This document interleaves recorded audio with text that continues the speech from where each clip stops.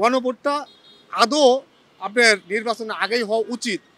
কেন এই ভোটে যদি কলঙ্কিত হয় তাহলে আমাদের দেশে আর নির্বাচনের দরকারই নাই।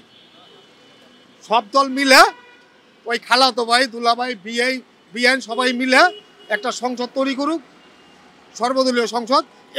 এভাবে আমরা চলি। এই গণতন্ত্রের নাম নিয়ে লাভ নাই, কারণ গণতন্ত্র তো খালি বারবার হত্যাই করে। তাহলে একটা ব্যক্তিকে আপনি কতবার মারতে পারেন, আবার কতবার চল্লিশা করতে পারেন? 270 দিন ঐক্যমত আসতে পারে না।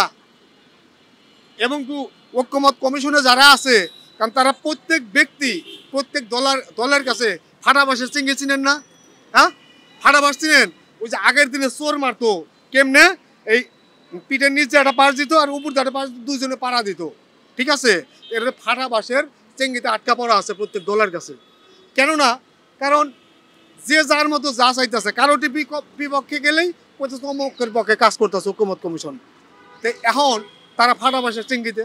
তাহলে আমার কথা সব বাদ দে, যেটা দেশের কল্যাণে কাজ করব, রাষ্ট্রের কল্যাণে কাজ করব, সে কাজটা কর তোরা। দিনের ভোট রাইতে হয়, দিনের ভোট রাইতে হয়, মানে রাইতে সিল মারে 70% বা 60%, বাকি দেখে কয় পার্সেন্ট, 40%।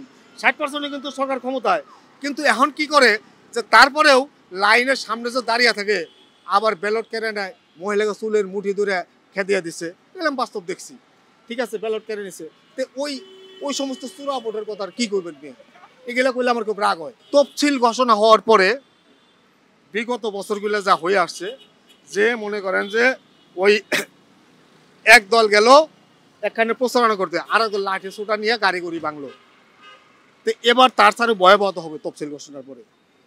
আপনি লেখা নেন ইসলামে 100% গ্যারান্টিতে বলবো, কারণ এইবার কোনো পাহারাদারি নাই। আগে যাও টুকটাক ছিল পাহারাদারি, এবার পাহারাদারি নাই। কারণ পুলিশের ভাই ওদের সংসার আছে, ওদের ছেলে পেলে আছে।